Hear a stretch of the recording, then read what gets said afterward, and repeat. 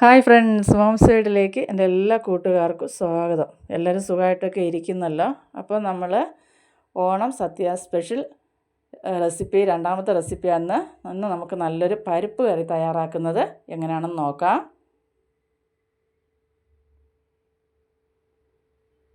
അപ്പോൾ നിങ്ങൾക്ക് വീഡിയോ ഇഷ്ടപ്പെടുകയാണെങ്കിൽ ഒന്ന് ലൈക്ക് ചെയ്യാനും നിങ്ങളുടെ പ്രിയപ്പെട്ടവർക്കെല്ലാം ഒന്ന് ഷെയർ ചെയ്ത് കൊടുത്ത് എന്നെ സപ്പോർട്ട് ചെയ്യാനും, ആദ്യമായിട്ട് എൻ്റെ ചാനൽ കാണുന്ന കൂട്ടുകാർ എൻ്റെ ചാനലൊന്ന് സബ്സ്ക്രൈബ് ചെയ്യാനും, തൊട്ടടുത്തുള്ള ബെൽ ബട്ടൺ ഒന്ന് അമർത്തി ഓൾ എന്നുള്ള ഓപ്ഷൻ ഒന്ന് എനേബിൾ ചെയ്യാനും മറന്നു പോകരുതേ.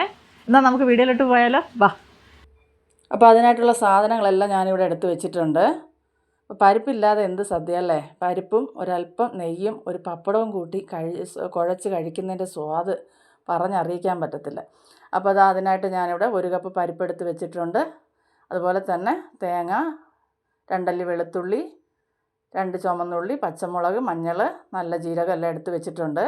അപ്പോൾ ഇനി നമുക്ക് ഈ പരിപ്പൊന്ന് വറുത്തെടുക്കാം. അപ്പോൾ അതിനായിട്ടൊരു പാത്രം ഞാൻ അടുപ്പിൽ വെച്ചിട്ടുണ്ട്. പാത്രം നല്ലപോലെ ചൂടായിട്ടുണ്ട്. ഈ സമയം നമുക്ക് പരിപ്പിട്ട് കൊടുക്കുക.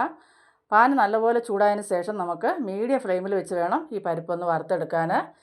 ഹൈ ഫ്ലെയിമിൽ വെച്ച് വറുത്ത് കരിഞ്ഞു പോകരുത്. മീഡിയം ഫ്ലെയിമിൽ വെച്ച് ഒരു 4 മിനിറ്റ് വറുത്താൽ മതിയാവും. 4 അല്ലെങ്കിൽ 5 മിനിറ്റ്, അതിൽ കൂടുതൽ വേണ്ട കേട്ടോ. അപ്പോൾ ഈ ചട്ടിക്ക് നല്ല ചൂടുണ്ട്, നല്ല കട്ടിയുള്ള നല്ല കട്ടിയുള്ള പാത്രം. അപ്പോൾ അതുകൊണ്ട് ഞാനൊരു 4 മിനിറ്റ് ഇത് നല്ലപോലെ ഒന്ന് എടുക്കുന്നുണ്ട്. അത്രയും സമയം കൊണ്ട് നമുക്ക് പരിപ്പ് നല്ല പരുവത്തിന് മൂത്ത് കിട്ടും. ഈ പരിപ്പ് മൂത്ത് വരുമ്പോൾ ഒരു മണമുണ്ട്. ആ സമയമാകുമ്പോൾ നമുക്കിത് ഫ്ലെയിം ഓഫ് ചെയ്യാം. ഇനി ഇത് തണുക്കാനായിട്ട് നമുക്കൊന്ന് മാറ്റി വയ്ക്കാം. ഒരു പരന്ന പാത്രത്തിൽ ഇട്ട് കൊടുക്കുമ്പോൾ പെട്ടെന്ന് തണുത്ത് കിട്ടും. ഇപ്പോൾ നമ്മുടെ പരിപ്പെല്ലാം നല്ലപോലെ തണുത്ത് വന്നിട്ടുണ്ട്. ഇനി നമുക്ക് ഇതൊരു പാത്രത്തിലേക്ക് മാറ്റി ഒരു 3-4 പ്രാവശ്യം ഒന്ന് നല്ലപോലെ വെള്ളം ഒഴിച്ചൊന്ന് കഴുകിയെടുക്കാം. അപ്പോൾ ആദ്യം കഴുകിയിട്ട് തന്നെ വറക്കുന്നവരുണ്ട് കേട്ടോ. പക്ഷെ ഞാൻ അങ്ങനെ ആകുമ്പോൾ നല്ല ആ പരുവത്തിനുള്ള മൂപ്പ് കിട്ടത്തില്ല, വെള്ളം നനവോട് കൂടിയിട്ട് വറക്കുമ്പോൾ. അതുകൊണ്ടാണ് ഞാനിതിപ്പോൾ ഇങ്ങനെ ചെയ്യുന്നത്. അപ്പോൾ ഇനി ഇത് നമുക്ക് നല്ലപോലെ ഒന്ന് കഴുകിയെടുക്കാം. 3-4 വെള്ളം ഒന്ന് കഴുകിയെടുക്കാം.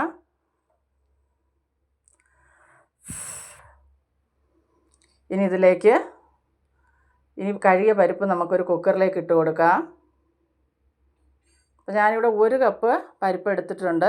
അപ്പോൾ 1 കപ്പ് പരിപ്പിന് ഏത് കപ്പിലാണോ പരിപ്പെടുത്ത് അതേ കപ്പിൽ 2 കപ്പ് വെള്ളം നമുക്ക് ചേർത്ത് കൊടുക്കാം. കറക്റ്റ് അളവായിരിക്കും ഈ അളവ് കേട്ടോ. ഇങ്ങനെ അളന്നെടുക്കുമ്പോൾ പാത്രത്തിൽ കുറച്ച് പരിപ്പ് ഇരിപ്പുണ്ടായിരുന്നു, അതുകൊണ്ട് ആ വെള്ളം അതിലേക്ക് ഒഴിച്ചിട്ട് ഞാൻ ഒഴിച്ചത് 2 കപ്പ് വെള്ളം ചേർത്ത് കൊടുത്തിട്ടുണ്ട്. ഇനി നമുക്ക് ഒരു 1/2 ടീസ്പൂണ് മഞ്ഞൾപ്പൊടി ചേർത്ത് കൊടുക്കാം. അപ്പോൾ ഈ വീഡിയോ കണ്ടുകൊണ്ടിരിക്കുമ്പോൾ നിങ്ങൾക്ക് ഇഷ്ടപ്പെടുകയാണെങ്കിൽ ഒന്ന് ലൈക്ക് ചെയ്യാനും അതുപോലെ തന്നെ ഒരു ഹൈപ്പ് തന്ന് എന്നെ സപ്പോർട്ട് ചെയ്യാനും മറക്കരുത് കേട്ടോ. ഇനി ഇതിലേക്ക് നമുക്ക് 1 ടീസ്പൂണ് വെളിച്ചെണ്ണ ഒഴിച്ച് കൊടുക്കാം. ഇനി ഇതെല്ലാം ഒന്ന് മിക്സാക്കി എടുക്കാം.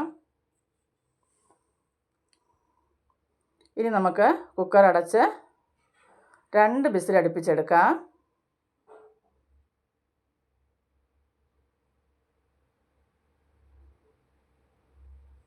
ആ സമയം കൊണ്ട് നമുക്ക് അരപ്പ് തയ്യാറാക്കാം. അപ്പോൾ അതിനായിട്ട് ഞാൻ 1 കപ്പ് തേങ്ങ എടുത്തിട്ടുണ്ട്. ഒരു 3 അല്ലി വെളുത്തുള്ളി, 2 ചെറിയ ചുമന്നുള്ളി ചെറുതായിട്ട് അരിഞ്ഞെടുത്തിട്ടുണ്ട്.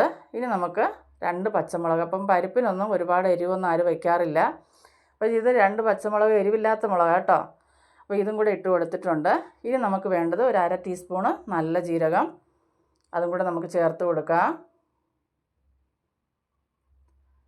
ഇനി ഒരല്പം വെള്ളം ഒഴിച്ച് നമുക്കിത് നല്ലപോലെ ഒന്ന് അരച്ചെടുക്കാം. ഒത്തിരി വെള്ളം ഒഴിച്ചാൽ നമ്മൾ ഉദ്ദേശിക്കുന്ന രീതിയിൽ തേങ്ങ നമുക്ക് അരഞ്ഞ് കിട്ടത്തില്ല.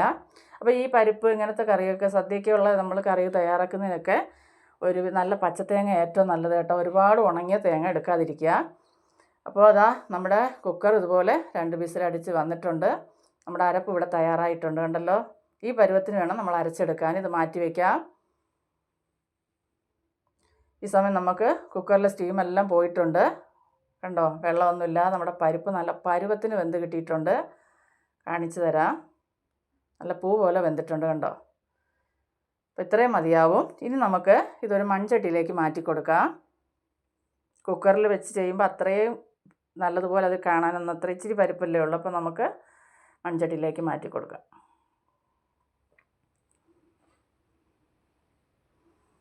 അപ്പോൾ നിങ്ങൾ ഒരിക്കലെങ്കിലും ഇതുപോലെ തയ്യാറാക്കി നോക്കുക. അപ്പോൾ നിങ്ങളുടെ അഭിപ്രായങ്ങളൊക്കെ പറയാനും മറക്കരുത് കേട്ടോ. നല്ല ടേസ്റ്റാണ്. അപ്പോൾ ഇനി നമുക്കിതിലേക്ക് ഞാനിപ്പോൾ ആ സ്റ്റൗ ഓണാക്കിയിട്ടുണ്ട്. ഇനി നമുക്കിതിലേക്ക് അരച്ച് വെച്ചിരിക്കുന്ന അരപ്പ് ചേർത്ത് കൊടുക്കുക. അപ്പോൾ ഒരുപാട് ലൂസായിട്ടല്ല ഞാൻ ഈ പരിപ്പ് തയ്യാറാക്കുന്നത്. മിക്സിയുടെ ജാറ് കഴുകി ഒരല്പം വെള്ളം കൂടെ ഒഴിച്ച് കൊടുത്തിട്ടുണ്ട്. നല്ലപോലെ ഒന്ന് മിക്സാക്കി കൊടുക്കുക. അപ്പോൾ ഞാൻ പരിപ്പ് വേവിച്ച സമയത്ത് ഉപ്പിട്ടിട്ടില്ലായിരുന്നു. ഈ സമയത്ത് നമുക്ക് ഉപ്പും കൂടെ ചേർത്ത് കൊടുക്കാം. അപ്പോൾ പലരും പല രീതിയിലായി പരിപ്പൊക്കെ തയ്യാറാക്കുന്ന കേട്ടോ. പല സ്ഥലത്ത് പല രീതിയിലായിരിക്കും. ഞാൻ തയ്യാറാക്കുന്ന രീതി ഞാൻ എൻ്റെ കൂട്ടുകാർക്ക് വേണ്ടി കാണിക്കുന്നു എന്നുള്ളതേ ഉള്ളൂ. അപ്പോൾ നിങ്ങൾക്ക് ഇഷ്ടപ്പെടുമ്പോൾ നിങ്ങൾ കണ്ടിട്ട് നിങ്ങൾക്ക് ഇഷ്ടപ്പെടുവാണെങ്കിൽ ഇതൊന്ന് നിങ്ങളുടെ പ്രിയപ്പെട്ടവർക്കൊന്ന് ഷെയർ ചെയ്ത് കൊടുത്ത് എന്നെ സപ്പോർട്ട് ചെയ്യാം കേട്ടോ. ഇപ്പോൾ ഇതാ ഉപ്പിട്ട് കൊടുത്തിട്ടുണ്ട്. ഈ സമയം ഉപ്പൊക്കെ നോക്കാം നമുക്ക്. ഇനി ഇത് ഒന്ന് ചെറുതായിട്ടൊന്ന് തിളച്ച് ഈ അരപ്പിൻ്റെയൊക്കെ ഒരു പച്ചമണം ഒന്ന് മാറിക്കിട്ടണം, അത്രയേ ഉള്ളൂ. അപ്പോൾ ഇതാ സൈഡെല്ലാം ഒന്ന് തിളച്ച് വരുന്നുണ്ട്.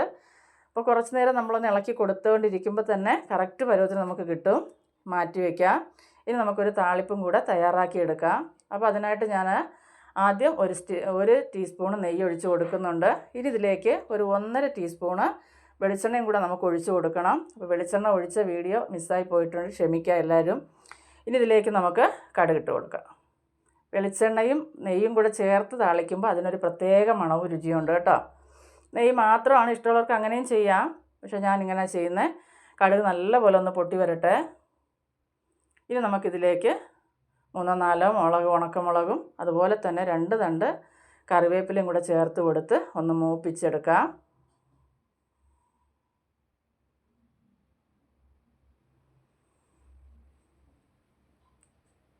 ഇപ്പോൾ സദ്യ എന്ന് പറയുമ്പോൾ തന്നെ പരിപ്പും സാമ്പാറും ഇങ്ങനെ എല്ലാ ഐറ്റങ്ങളും വെച്ചല്ലേ നമ്മൾ കഴിക്കുന്നത്. അപ്പോൾ അതാ നമ്മുടെ താളിപ്പ് ഇവിടെ റെഡി ആയിട്ടുണ്ട്. ഇനി നമുക്കിത് പരിപ്പിലേക്ക് ഒഴിച്ചു കൊടുക്കാം.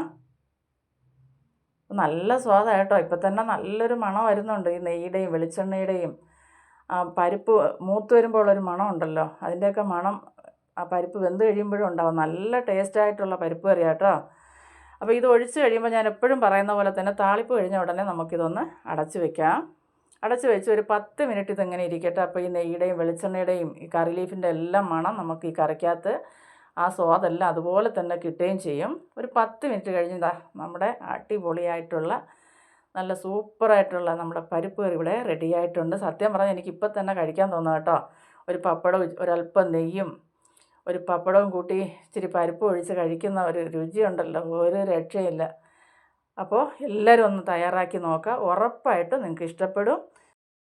അപ്പോൾ അടുത്തൊരു വീഡിയോ ആയിട്ട് കാണുന്നതുവരെയും എൻ്റെ എല്ലാ കൂട്ടുകാർക്കും ബായ്.